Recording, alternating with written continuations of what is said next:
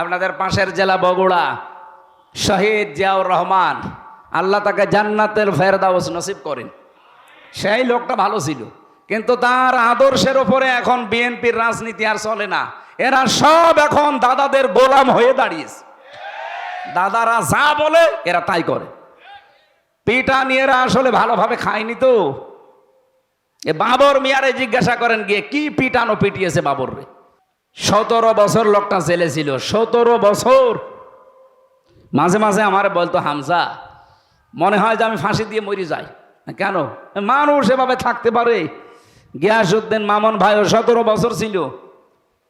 কি অবস্থায় রেখেছিল জেলের ভেতরে এই বিরোধী দলের লোকজনকে আপনি জানেন? মনে হচ্ছে যে আমাদের এক একটা দিন 1 বছরের চাইতেও কঠিন মনে হতো।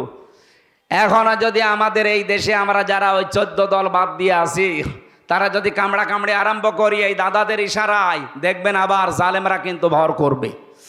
তখন দোয়া দরুদ পড়েও কিছু হবে না। এই জন্যে বাদ দেন ভাই, ভরাডুবি হওয়ার আগে একটু চিন্তা ভাবনা করে আগান। ওই মানধাত আমলের সমস্ত ত্যাগ দিলে এখন আর কেউ খায় না। ওই রাজাকার আলবদর ওগুলো বাদ দেন। আশা করছে এটা রেকর্ড হচ্ছে তো, সারা দেশে যাচ্ছে, ওদের বিবেকের আয়নায় একটু ওরা দেখবে। এরপরও যদি ডুবতে চায় কেউ, যাক, ডুবে যাক, আমাদের আর কিছু করার নেই। তাদেরকে এই ডোবাতে, এই দেশ থেকে বিদায় করার জন্য একটা সূক্ষ্ম ষড়যন্ত্র চলছে।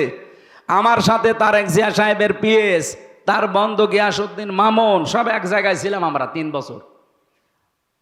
এই যে বাবর সাহেব স্বরাষ্ট্র প্রতিমন্ত্রী ছিল, বাইরে আমরা ফতোয়াবাজি করি, এ দল ও দলকে দেখতে পারি না, রাজাকারের ট্যাগ দেয়। আর জালেমরা এই 15.5 বছরে আমাদের সব এক জায়গায় রেখে তালা মেরে রেখেছে। থাক, এরপরও যদি আপনার হুঁশ না ফেরে, আর আমার বিশ্বাস মোদি থাকবে না, ওর ঘর বাড়ি না, ওকে আল্লাহ টুকরা টুকরা করে অপমান করবে।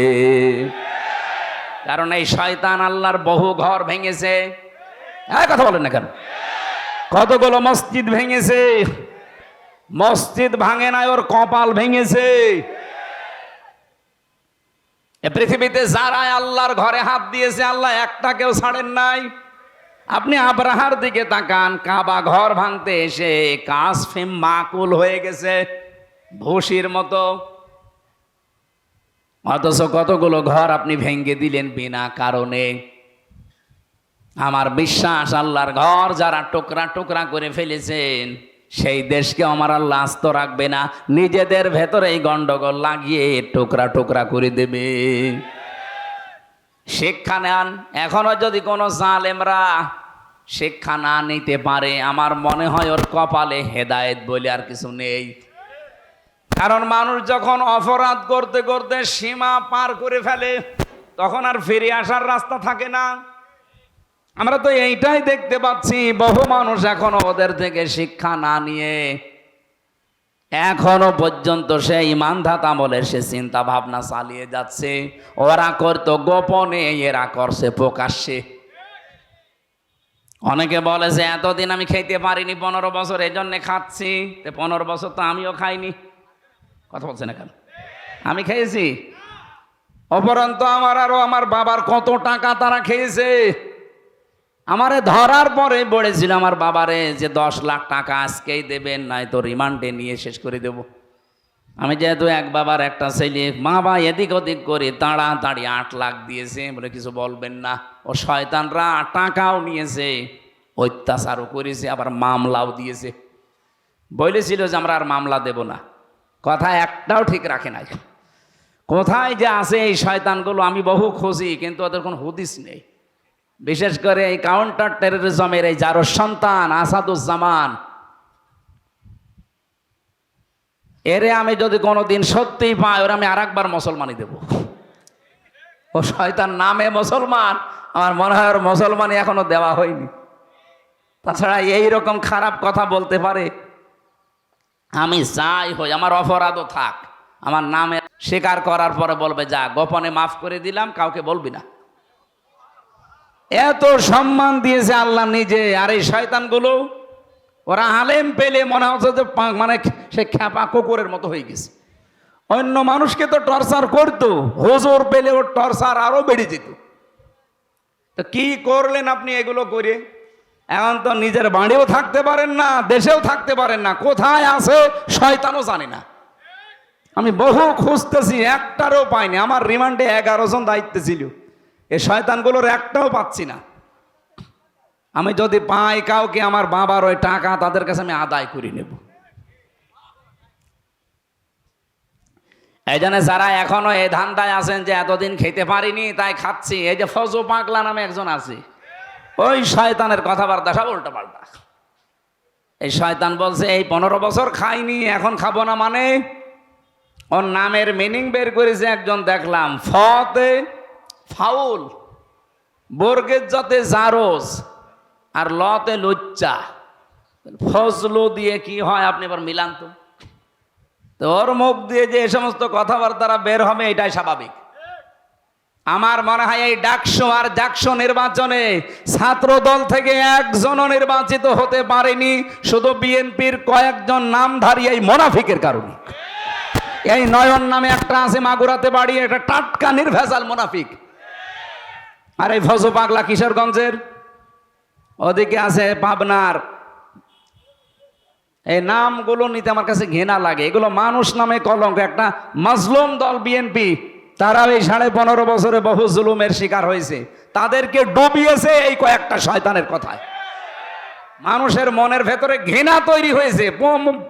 28 জন মানুষ পাশ করেছে ঢাকা ভার্সিটিতে, একটাও এরা নেই। 23টা হয়েছে শিবিরের আর 5টা হয়েছে স্বতন্ত্র। আপনি কি করলেন এতদিন রাজনীতি করে বলেন?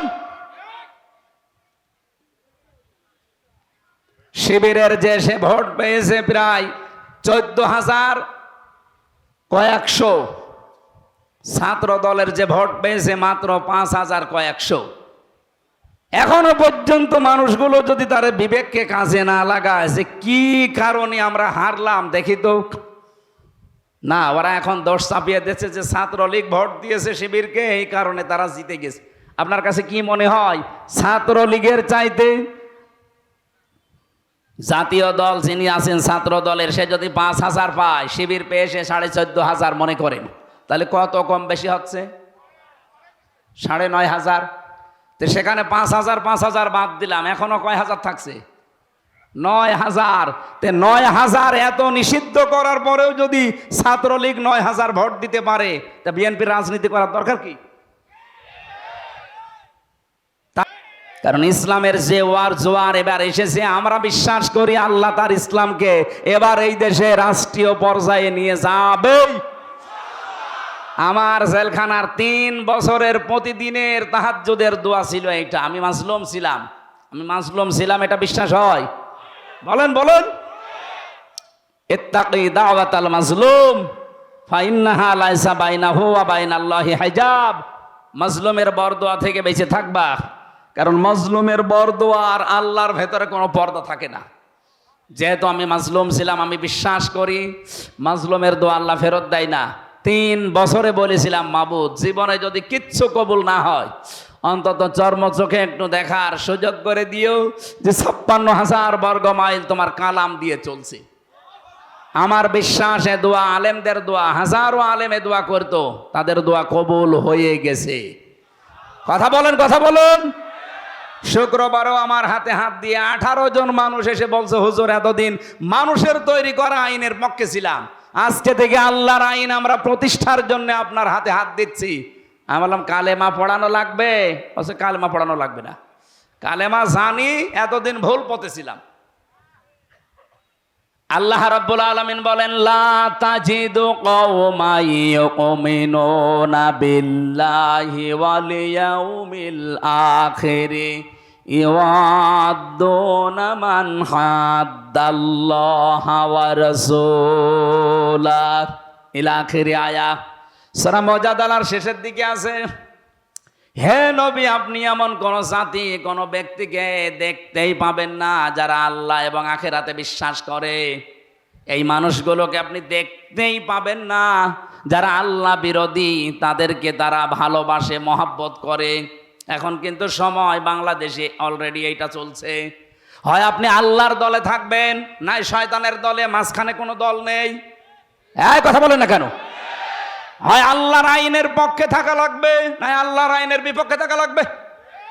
এদেশে যারা আল্লাহর আইন কায়েম করতে চায় সে যারাই হোক, আমি আল্লাহর আইনের পক্ষে আছি।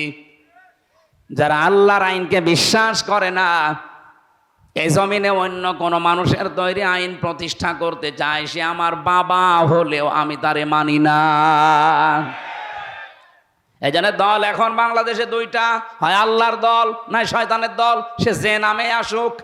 এখন আপনার বিবেকে কি বলে আপনি দেখেন কোন দলে থাকবেন। আমরা যেখান থেকে তেলাওয়াত করেছি, যেহেতু সময় কম, তাফসির করতে হলে অনেকগুলো মূলনীতি অনুসরণ করা লাগে। তার ভেতরে অন্যতম হচ্ছে যে আয়াত থেকে কথা বলা হয় ওই আয়াতের আগের আয়াত পরের আয়াতের সাথে সম্পর্ক কি। আজকের তেলাওয়াত কিন্তু আয়াত সূরা আরাফের 35-36 নাম্বার আয়াত। আমাদেরকে আল্লাহ সতর্কবাণী দিচ্ছেন, ইয়া বানি আদম, হে বনি আদম সন্তান। আল্লাহ কি বলেছেন হে মুসলমান সন্তান, হে মমিন সন্তান?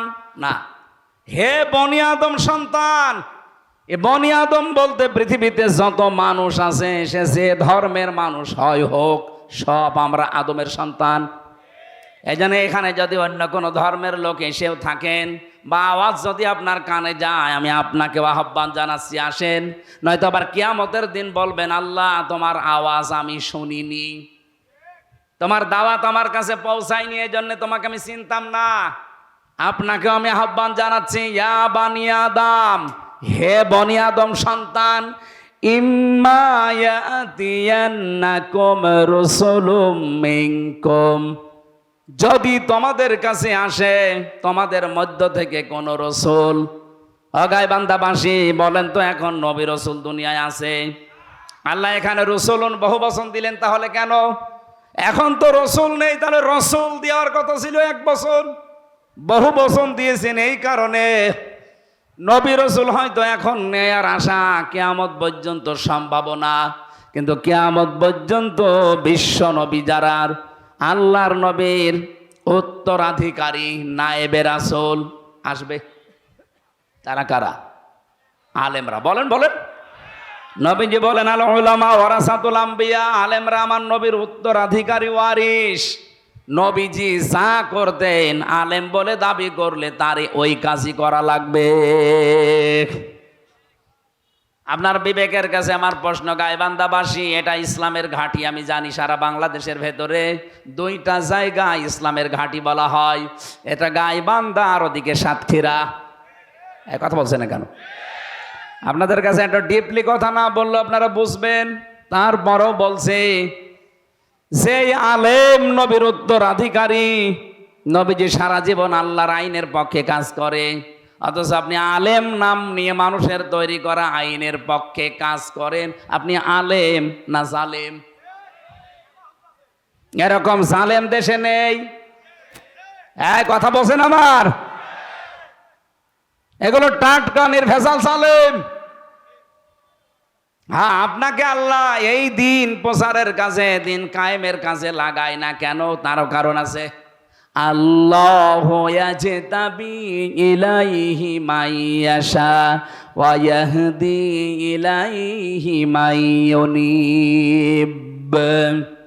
সূরা শুরার 13 নম্বর আয়াতের শেষের দিকে আছে, আল্লাহ পাক বলেন, আমি যাকে পছন্দ করি, নির্বাচিত করি, মনোনীত করি, আমি আল্লাহ যাকে ভালোবাসি এই মানুষটাকে ওয়াহদি ইলাইহি মাইয়ুনিব, তাকে দেখাই যেই লোকটা আমি আল্লাহর দিকে মন থেকে ফিরে আসতে চাই, তাকে আমি আল্লাহ আমার দিন কায়েমের কাজে লাগাই।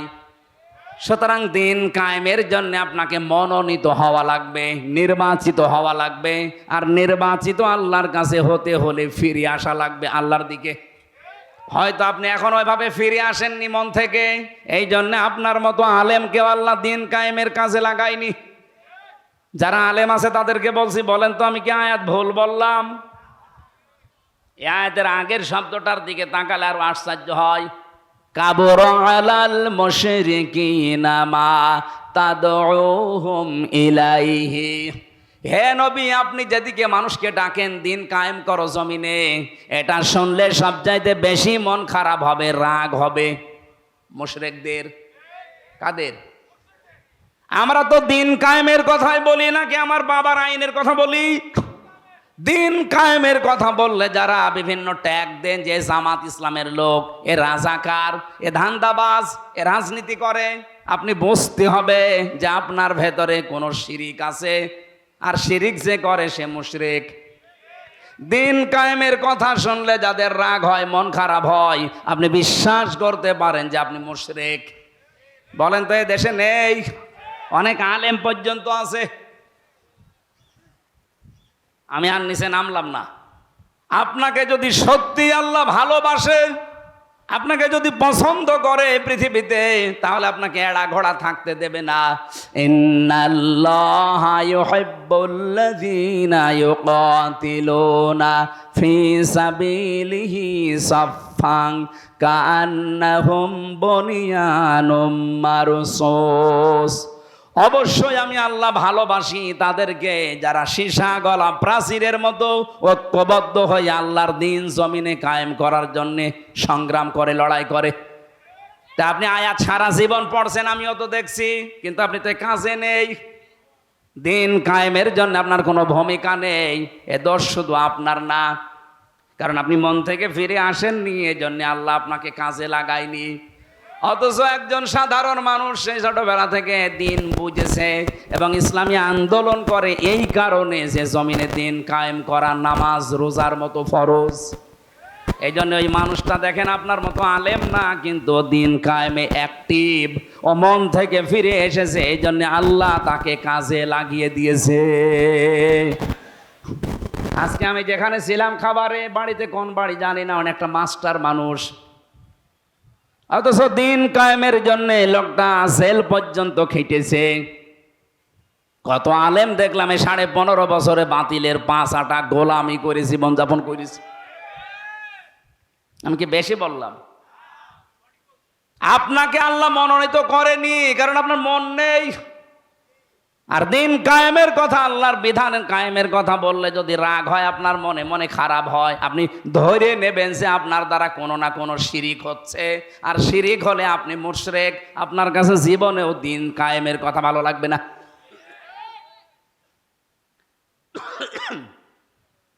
যেহেতু নবী রাসূল আর আসবে না, কিন্তু এখন আছে কারা? বলেন বলেন। সব আলেম না, রসুলুন বহু বছর যারা বিশ্ব নবী মুহাম্মদ রাসূলুল্লাহর আদর্শ অনুসরণ করেছে এবং পূর্ববর্তী রসুলদের। সূরা ইয়াসিনের 30 নম্বর আয়াত একটু পড়বেন বাড়ি যে, ইয়া হাসরাতান আলাল ইবাদি মা ইয়াতিহিম মির রাসূলিন ইল্লা কানু বিহি ইস্তাহজিউন। আল্লাহ পাক বলেন, আমার বান্দা বান্দীদের জন্য আমার আফসোস, আমার আক্ষেপ যে এমন কোন নবী রাসূল পাঠালাম না যার সাথে সমসাময়িক মানুষেরা ঠাট্টা করে নাই, বিদ্রূপ করে নাই, উপহাস করে নাই। বলেন তো, নবীদের চরিত্র খারাপ ছিল? বলেন বলেন। তাদের সাথে ঠাট্টা করার কারণই তো এইটা যে তারা আল্লাহর বিধানের কথা বলতো। কথা বলেন না কেন? সুতরাং আজও যদি কেউ আল্লাহর বিধান কায়েমের কথা বলে, বুঝবেন সেই নবীওয়ালা কাজ করছে। নবীদের সাথে যেমন ঠাট্টা বিদ্রূপ উপহাস করা হয়েছিল, সত্যিকারে কেউ যদি নায়েবে রাসূল হয়ে দায়িত্ব পালন করতে চায়, তাকেও মানুষ ঠাট্টা করবে, বিদ্রূপ করবে, উপহাস করবে, বিভিন্ন উল্টাপাল্টা নাম তারে দেবে। কথা বলেন ঠিক কিনা? এমনকি নবীজির মতো মানুষকে তারা 3 বছর জেলে রেখেছিল, দেশ থেকে তাড়িয়ে দিয়েছিল। আর আমি এমন মাওলানা যে আমারে সবাই ভালো বলে। নবীজির মতো এত বড় ভালো মানুষকে সবাই ভালো বলে নাই, আবু জেহেল ভালো বলিছে। তা আপনারা যে সবাই ভালো বলে, আপনি কি নবী চাইতে ভালো মানুষ? তাহলে বুঝে নিতে হবে আপনার ভেতরে কোনো না কোনো কায়দায় মুনাফিকি ঢুকেছে।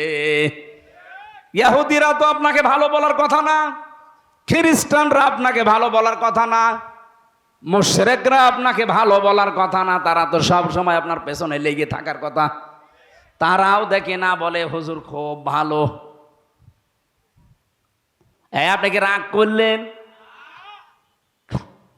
আল্লাহ এখানে দিয়েছে রসুলম মিনকুম, তোমাদের ভেতর থেকে রসুল আসবে। যেহেতু এখন নবী রসুল আর নেই, সুতরাং বিশ্ব নবীর নায়েব তারা, যারা তাদের এলেম অনুযায়ী নবীদের মতো রসুলদের মতো কাজ করছে। কি করেছে তারা? ইয়াকুসুনা আলাইকুম আয়াতি, এই মানুষগুলো আল্লাহর আয়াত বর্ণনা করতো, আল্লাহর আয়াতগুলো তেলাওয়াত করে মানুষদেরকে শোনাতো বর্ণনা করে করে। ফামানিত্তাকা ওয়া আসলাহা, যে ব্যক্তি নবী রাসূলদের কাছে এই কাহিনী শোনার পর, আল্লাহর কিতাবের কথাগুলো শোনার পরে নিজেদেরকে আল্লাহর ভয়ে ভীত বানাবে, তার মানে মুত্তাকি হবে এবং নিজেদেরকে সংশোধন করে নেবে। ফালা খাউফুন আলাইহিম, তাদের কোনো ভয় নেই। ওয়ালা হুম ইয়াহজানুন, কোনো চিন্তাও নেই। গাইবান্ধা বাসী আমি নিজের থেকে বলছি না, সব কোরআন থেকে কোট করা। সুতরাং এই মুহূর্তে যে বিষয়টা আসতেছে সামনে,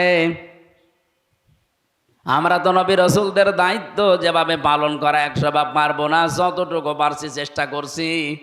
আল্লাহর কোরআনের তেলাওয়াত কিন্তু আয়াতগুলো পড়ে পড়ে ব্যাখ্যা করলে আপনি নিজেকে সংশোধন করে নিন। এতদিন আপনার ভেতরে সুদ ছিল, আপনি এখন ছেড়ে দেওয়ার সিদ্ধান্ত নিয়ে নেন। এলাকায় সুদ আছে কিনা আমি জানি না, আমার মনে হয় ওয়াজ এলাকার জন্য না। এই যে 1000 টাকা ছেড়ে রাখে মাসে মাসে, বছরে বছরে 100 টাকা করে বেশি পায় না, মাসে না বছরে ভাই? মাসে, সপ্তাহেও নেয়। এই যারা এটা করেন, আপনি কি না জেনে করেন না জেনে করেন? আপনি যদি জেনে এই কাজটা করেন তাহলে আপনার মায়ের সাথে আপনাকে জেনা করা লাগবে। হ্যাঁ, একই জিনিস। সুদ খাওয়া আর মায়ের সাথে জেনা করা একই জিনিস। আপনি তো জীবনেও এই কাজ করতে রাজি হবেন? কোনো পাগলও রাজি হবে তার মায়ের সাথে? বলেন বলেন। অথচ হাজারো নামাজি মুসলমান দাবি করে দেদারসে সুদ খাচ্ছে। এটা ওয়াজের দ্বারা বন্ধ হওয়া জীবনও সম্ভব না, এটা বন্ধ হওয়া সম্ভব আল্লাহর আইনের দ্বারা। আমরা এইটাই চাচ্ছি ভাই, এই আইনটা আপনি জায়গা মতো নিয়ে যান, শুধু কায়েম করে দেন। বলে না সুদ ছাড়া ব্যাংক চলে, সুদ ছাড়া চলা যায় কেন? সুদ ছাড়া ব্যাংক চলছে না সৌদি আরবে? আপনি আল রাজি ব্যাংকের দিকে তাকান তো, চলছে না? সুদ ছাড়া ব্যাংক এই আফগানিস্তানে চলছে না? চলবে না মানে? এটা শুধু কায়েম করে দেওয়া দরকার, আইন পাশ করে। মানুষ অভ্যাসের দাস, অভ্যাস তৈরি হয়ে গেলে এমনি পরিবর্তন এসে যাবে। এটা ওয়াজের দ্বারা যদি হয়তো, মাওলানা সাইদি 50-60 বছর ওয়াজ করেছে, একটা শুধু বন্ধ করতে পেরেছে? উনি একটা শিরিক বন্ধ করেছিল সংসদ থেকে। সংসদে আগে যাওয়ার আগে মাথা নিচু করা লাগতো। উনি বলেছেন আল্লাহ ছাড়া কারো সামনে মাথা নত করা জায়েজ নেই, সে যেই হোক। সুতরাং এই শিরিক মুসলমানের দেশে চলতে পারে না। স্পিকার বলেছিল যে সাইদি সাহেব, এটা তো এইভাবে হয় না, আপনি বিল পাস, হাত উত্তোলন করতে বলবো, আপনারা যদি এই 300-র ভেতরে 151 জন হাত তুলতে পারে এ বিল পাস হয়ে যাবে। ওই দিন পাস হয়ে গেছে। তে আমরা চাই এই যে 300 এমপি এবার যাবে, 151 জন যদি এবার কোরআন বুকে নিয়ে যেতে পারে, ইসলামের যত নিয়ম আছে ফরজ বিধান সব শুধু বলবে আপনারা হাত তোলেন। ডাক্তার আব্দুর রহিমের মতো এই গাইবান্ধা জেলায় আরো যারা আছে, এই মানুষগুলো যদি একবারে ওই দিন বলে হ্যাঁ আমরা নামাজের পক্ষে, আমরা জাকাতের পক্ষে, আমরা ন্যায় অন্যায়ের বিপক্ষে, এরকম কথা যদি বলে না, প্রতিদিন দেখবেন আল্লাহর একটা একটা করে বিধান পাশ হয়ে যাচ্ছে। 5 বছর লাগবে না, মাত্র কয়েক বছরের ভেতরে বাংলাদেশ মিনি জান্নাত হয়ে যাবে। বাইরের দেশগুলোতে গিয়ে আমি দেখেছি আল্লাহর বিধান সেখানে পুরাপুরি চলে না, কিছু চলে, কিন্তু তাদের আইনের প্রতি শ্রদ্ধা থাকার কারণে কোনো ডাকাতি নেই, কোনো চুরি নেই, খাদ্যে ভেজাল নেই। আমি মালয়েশিয়াতে 12 দিন থাকলাম কয়েকদিন আগে গিয়ে, একটা হাসি পর্যন্ত আসে না, কারণ খাদ্যে ভেজাল দিতে কেউ যদি ধরা পড়ে সঙ্গে সঙ্গে তারা মেরে ফেলবে। আর আমাদের কি হয়, খাদ্যে ভেজাল দেয়, ধরা পড়ে 3 মাসের জেল দেয়, ও 3 মাস জেল খেটে এসে খাদ্যে যা ভেজাল দিয়েছিল ডবল করে দেয়। যেখানে আমার প্রতিদিন জার্নি করা লাগতো কমপক্ষে 1-1.5 2,000 কিলোমিটার, তার মানে এরকম বাংলাদেশ পুরাটা 2 ডবল শেষ করি যে একটা মাহফিল। এ বাংলাদেশে মাথা থেকে ও মাথা 1150 কিলোমিটার, মাত্র 2000 কিলোমিটার 2200 কিলোমিটার যদি রান করা লাগে, পুরা বাংলাদেশের কয় ডবল? এত দূর যেয়ে একটা মাহফিল করতাম। রাত নেই দিন নেই গাড়ি চলছে, শুধু পাহাড়, মরুভূমি, পাথর আর এই পাম গাছ ছাড়া কিচ্ছু নেই, খালি জঙ্গল। রাত 2টা-3টার দিকে যাচ্ছে, ড্রাইভার আমারে বলছে, হুজুর কোনো চিন্তা নেই, শুধু আল্লাহ ছাড়া কারো ভয় নেই, কেউ আসবে না সামনে। ওই রকম একটা দেশ আমরা দেখতে চাই না? এটা কি মানুষের তৈরি করা আইনে সম্ভব? আল্লাহর আইন লাগবে। এই 54 বছরে আমাদের ধোঁকা দিয়ে বোকা বানিয়ে রেখেছে এই দেশের নেতারা। তারা ঠিকই তাদের স্বার্থ সিদ্ধি করেছে, তাদের ছেলে মেয়েদের ঠিকই লন্ডন আমেরিকায় পড়ায়, আর দেশে মরি আমরা নিজেরা। এবার আর এই পাগলামি করব না। কে কথা বলেন না কেন? আপনি একটা বারের জন্য কোরআনের হাতে একটু তুলে দেন, দেখেন এই দেশও মালয়েশিয়ার মতো দাঁড়িয়ে যাবে। এটা না আবেগ দিয়ে না, এটা বিবেক দিয়েই বলছে। অন্য ধর্মের যেহেতু রেকর্ড হচ্ছে, বহু মানুষের কানে এটা পৌঁছাবে। চ্যালেঞ্জ দিয়েছি, দুনিয়াতে ইসলাম বাদ দিয়ে কোনো ধর্ম নেই, সবগুলো ভোকাস মার্কা, সব বানানো। দরুদ আর সালাম পড়ছে আমাদের নবী। এটা রবিউল আউয়াল মাস। আপনারা কোন সম্পর্কে কথা শুনছিলেন আমি জানি না। রবিউল আউয়াল মাস আসলে আমরা যেটা করি আসলে ওইটা করার নিয়ম না।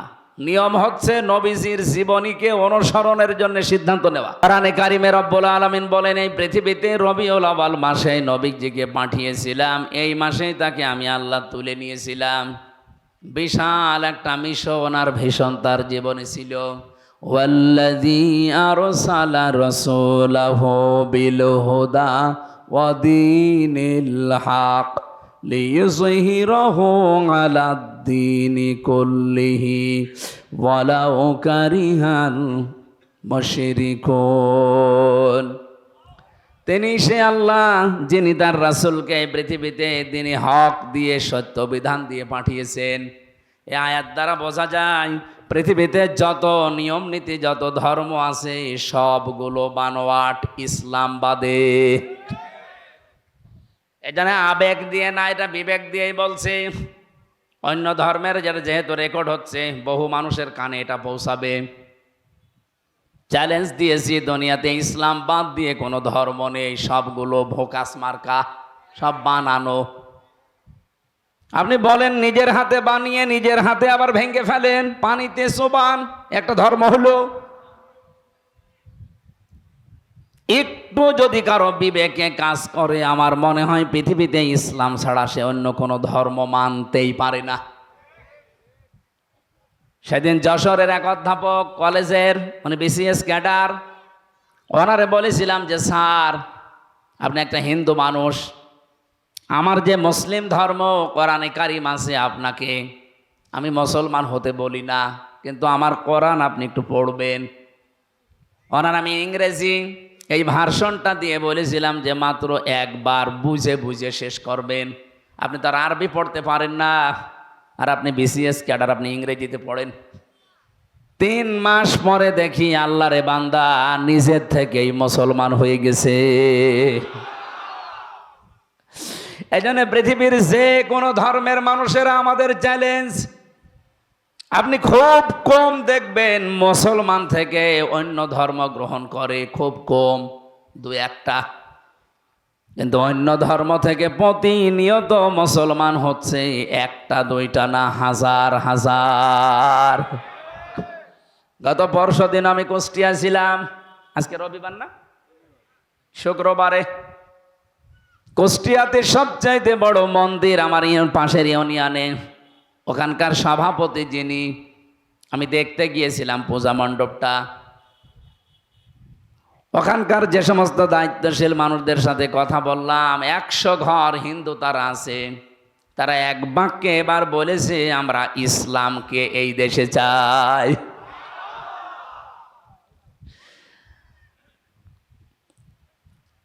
আমার তো মনে হচ্ছে যেভাবে দলে দলে পালে পালে মানুষ আজ ইসলামের দিকে আসতেছে, শুধু জামাত ইসলামে না, তারা চায় যে দেশে আল্লাহর বিধান ইসলাম কায়েম হোক। আপনি আগস্টের 5 তারিখের আগে 2024-এর একটা রিপোর্ট দেখবেন, মাত্র 100 জনের 15 জন মানুষ বলতো যে আমরা এই দেশে ইসলাম চাই।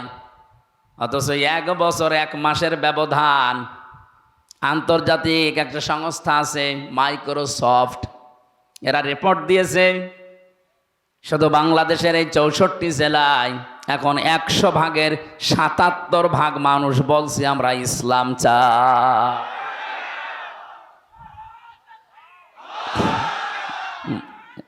কথা শোনো, এই যে রিপোর্ট যারা দিয়েছে এরা কি মুসলমান?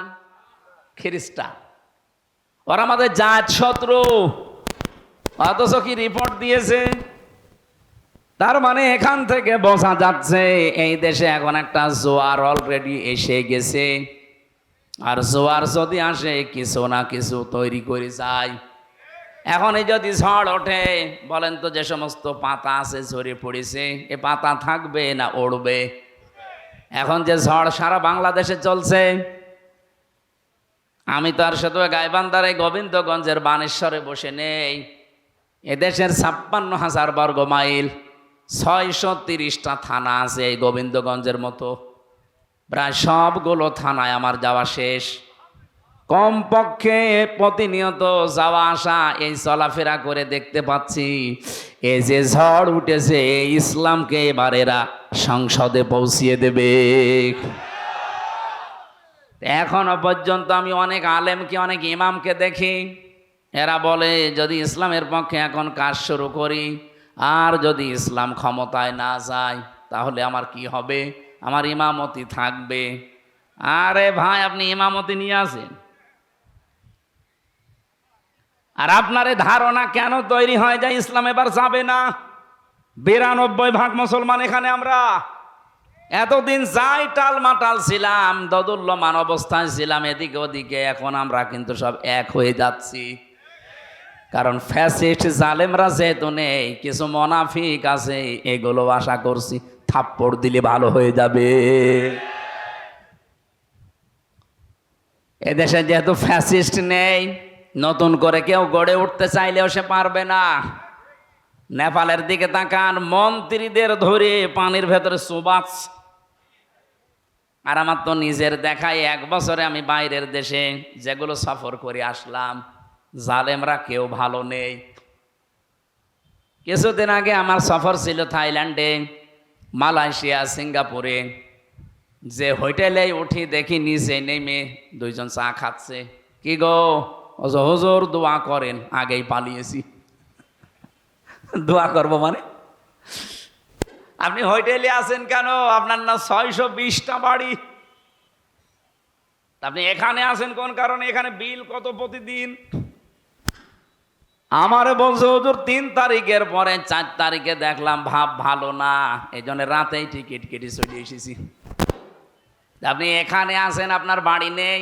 আমরা তো জানি আপনার সাহেব পাড়া আছে মালয়েশিয়াতে, আপনাদের বেগম পাড়া বানানো আছে, এই সিঙ্গাপুরের মতো জায়গায় আপনার ফ্ল্যাট নেওয়া আছে। তাও 1টা 2টা না, 1 ফ্লোরে 18-20টা ফ্ল্যাট সব আপনার। এরপরও আপনি হোটেলে থাকেন কেন?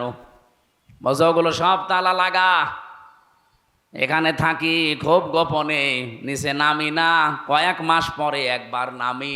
কারণ আমি এই দেশে 20 লাখ বাঙালি আছে জানি, ওরা যদি আমারে দেখে পিটিয়ে ভর্তা বানিয়ে ফেলবে।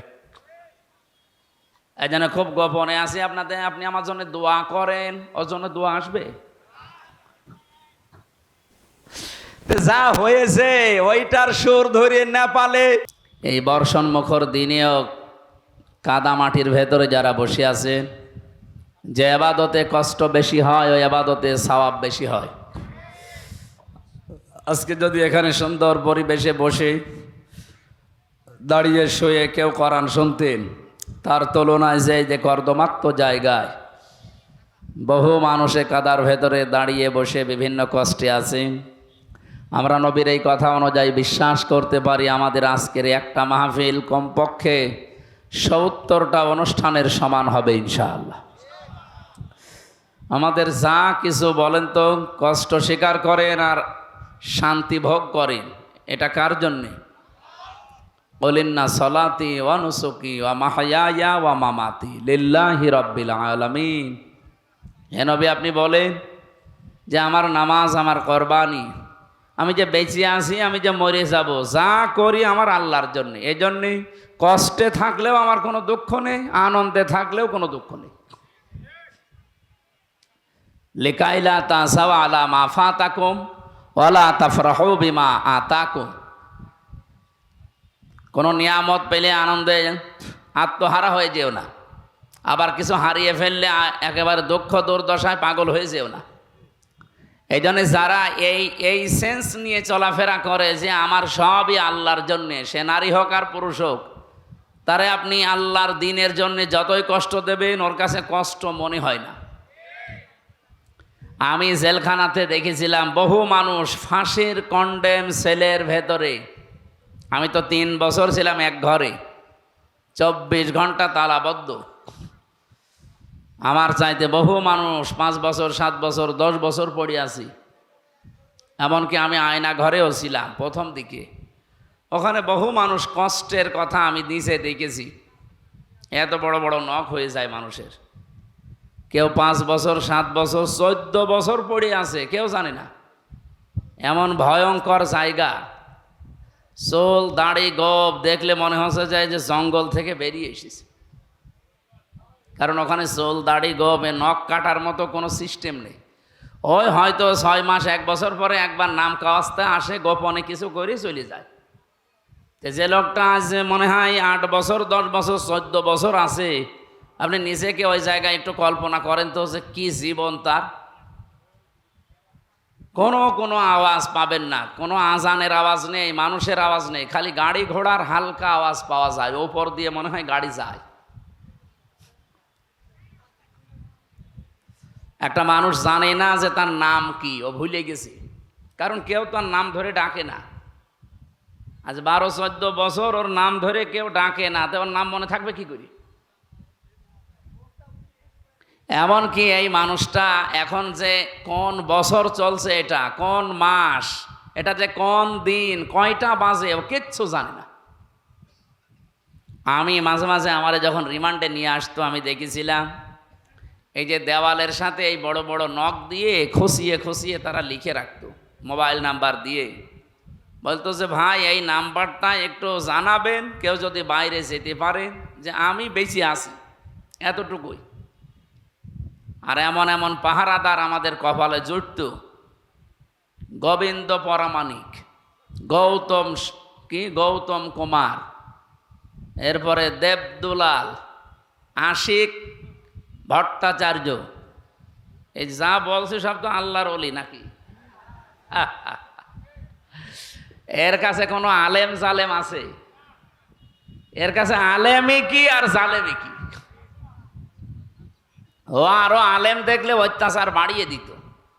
যদি একটু নামাজের কথা বলতাম যে ভাই কয়টা বাজে, একটু নামাজ পড়বে, নামাজ পড়লে এখানে কি, নামাজ পড়লে এই জায়গায় থাকা লাগে?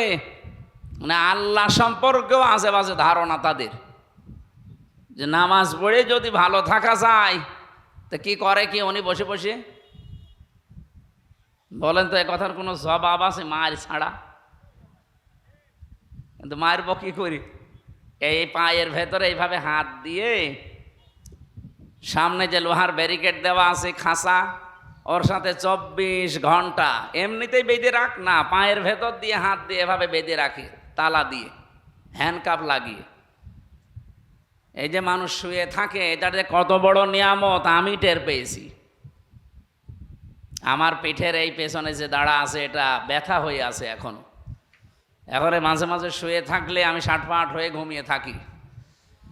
আমার ম্যাডাম মাঝে মাঝে আমারে বলে যে এইভাবে ঘুমাও মানে?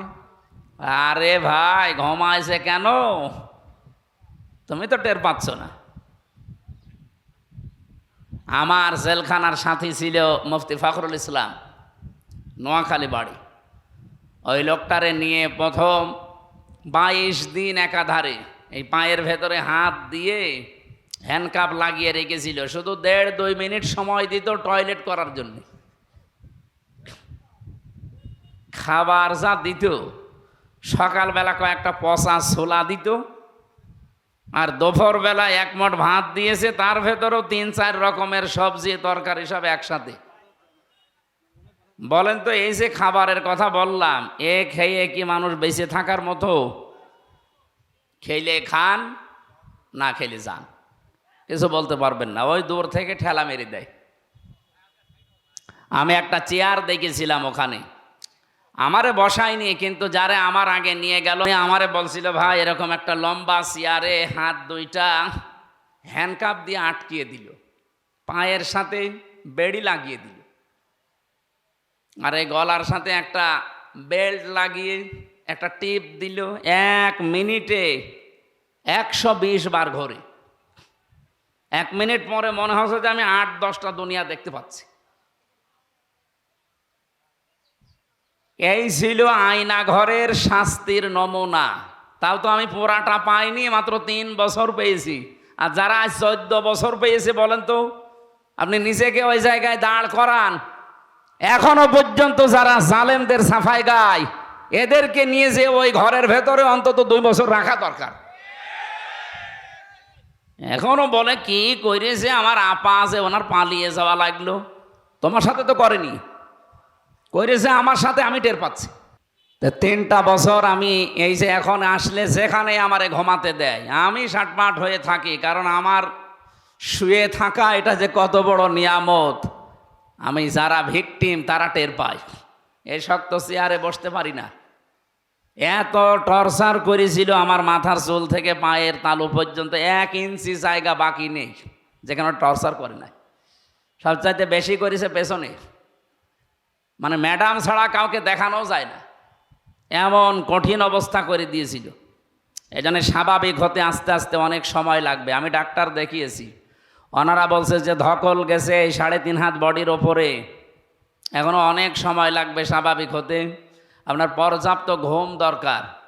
আর আপনারা যেভাবে আরম্ভ করেছেন জেল থেকে বের হয়ে, দিনে নেই রাতে নেই, প্রতিদিন এইভাবে, এখন মাহফিলের সময় না, তারপরেও নিয়েছেন। এরপরও বাংলাদেশ জামাত ইসলামী কুষ্টিয়া 3 আসনে আমার নামটা ঘোষণা দিয়েছে। এ বিষয়ে আমি কিছু জানতাম না। এরপর থেকে আমার মাথার উপরে আর একটা চাপ যুক্ত হয়েছে। মানুষ যে কোনো এক লাইনে কাজ করে, হয় দায়ী আল্লাহর কাজ করে, আল্লাহর দিন প্রচারে, নয়তো রাজনীতি করে। আমার এই 2 লাইনে ঠেকাতে গিয়ে তারপরও শরীর যেহেতু অসুস্থ, স্বাভাবিক না, মানে আমি আর পেরিয়ে উঠছি না।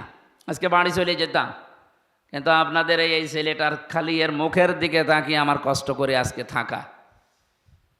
কালকে সকাল থেকে ফজরের পর থেকে সন্ধ্যা পর্যন্ত রাজনৈতিক অনুষ্ঠানগুলো আছে কুষ্টিয়া। আমার যেহেতু একটা আসন বিশাল বড়, 2 থানা মিলে, সেই হিসাবে আমার কষ্ট করা লাগছে অনেক। আমি যে বর্ণনাটা দিলাম, আপনি নিজেকে ওই জায়গায় দাঁড় করালে স্থির থাকতে পারবেন? বলেন, কি কঠিন যন্ত্রণা তারা সহ্য করেছে। কেউ 8 বছর, আমি পেয়েছি একজনকে 8 বছর পড়ে আছে। এই যে ব্যারিস্টার আরমান, এও তো 8 বছর ছিল।